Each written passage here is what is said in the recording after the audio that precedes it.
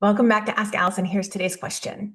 I live in a saturated market. It feels like there are therapists on every street. Should I focus on online therapy in other areas, even if I prefer in person? Before I answer this, I want to thank Therapy Notes. They have sponsored Ask Allison for quite a long time. We've talked about them for years. You probably know their features by heart, but what really sets them apart is that they genuinely care about your experience. It's not just about troubleshooting, they actively implement user suggested features like secure messaging, clinical outcome tracking, real time insurance checks, and their AI feature Therapy Fuel. Everyone at Therapy Notes believes in the product and they want you to love it too. Plus, they're independently owned, which means no venture capital and no pressure to prioritize their investors over their customers. This independence allows them to keep prices fair, to focus on innovation, and prioritize customer experience. With over 100,000 therapists already on board, they've proven you don't have to compromise success for quality. If you're ready to see for yourself, try Therapy Notes free for 2 months with the code ABUNDANT at therapynotes.com.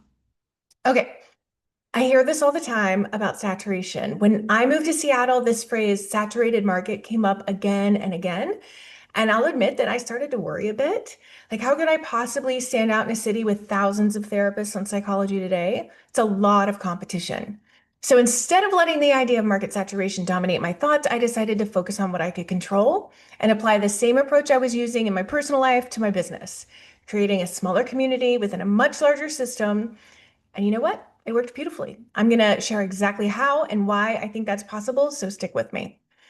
Then, when we moved to Asheville, I heard the phrase saturated market again. Actually, somebody told me, you can't, this is so weird, you can't swing a dead cat without hitting a therapist here. So, really strange metaphor, but the whole point was there are a lot of therapists in this area. I mean, like a lot, and there's even more now. And here's the kicker. Most of us are doing pretty well. There are probably 50 to 100 therapists within a 2 block radius of my office. And you'd think like, okay, well, that's overrun because this is not a huge city. There's no way you could succeed in that environment. But in Asheville, therapy is a part of the culture. People here are committed to personal growth. In fact, many folks have not just therapists, but they also see Reiki practitioners and functional medicine doctors and maybe even a guru or two. And Asheville therapy isn't just an option, it's kind of woven into the community. So, yes, while it's true that there are many therapists around, the abundance of therapists is actually a good thing because it shows that people are willing to invest in their mental health. And here's the big point I want you to take away. If there are a lot of therapists in your area, it's because there are a lot of clients. So let's back up for a second. What happens when you're in a truly saturated market? Let's say you live in a town of 3,000 people and there are 500 therapists. That might be what we call true saturation. But here's the thing about saturation is it's relative. What you need to ask yourself is how does your niche, your specific offering fit within that market? Is there a demand for your skills, for your services, for your unique way of approaching therapy? And here's the cool part. Even in those small, more saturated towns, you can still succeed, and I'm going to explain how. Have you ever noticed how Starbucks seems to open up right across the street from your favorite local coffee shop? And you might think, well, wait a minute, that doesn't that hurt their business to open up across from a different cafe? But here's the thing, Starbucks is actually learning from that local coffee shop. They're not opening in a place where there's no demand for coffee. They're choosing locations where demand already exists.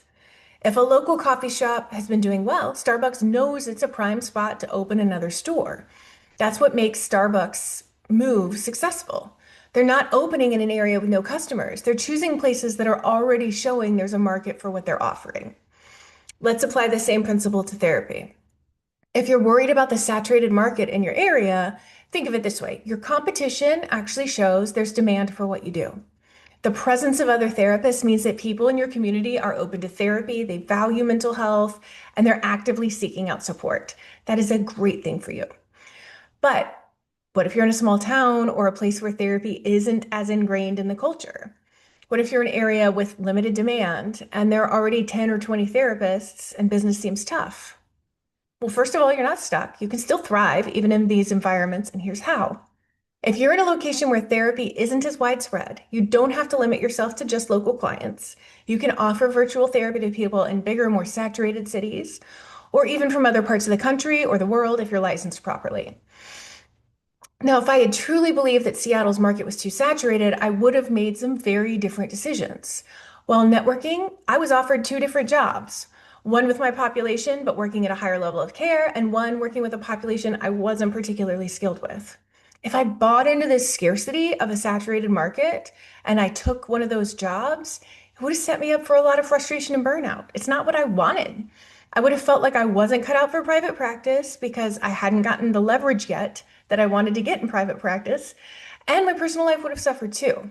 But instead, I pushed through that fear of market saturation. I stayed committed to building my practice. And not only did I thrive professionally, but personally, it was one of the most empowering things I've ever done. It provided stability for my family. We were able to hire a nanny so I could have dedicated child free time, travel for conferences that improved my clinical skills, and take better care of myself through self care. And looking back, I'm so grateful for that decision because it's made my life, my practice so much better. So I want to make some things clear. If you're stuck thinking your market is oversaturated, I need you to let go of that excuse. You don't need to fall into the trap of thinking it's too late for you. If other therapists in your area are doing well, it's because there are plenty of clients to go around. They didn't get them all. There are plenty of clients to go around. On the flip side, if you see other therapists struggling, it's possible that they just aren't marketing themselves effectively or reaching out for help in building their practice. If you're the one who's watching or listening to this, taking courses, learning from experts in practice building, you have a huge advantage. So here's the big takeaway. Even if you feel like your market is saturated, you can still succeed. All you need is the right mindset, the right strategies, and a willingness to invest in yourself and your business. You don't have to be like an expert in everything, but you can become an expert in your niche, and that's going to help you stand out from the crowd. I've got something helpful for you. I want you to DM me the word sheets, and I'll send you this week's free worksheet. Six tools to skip. This is a tongue twister. 6 tools to shift scarcity mindset.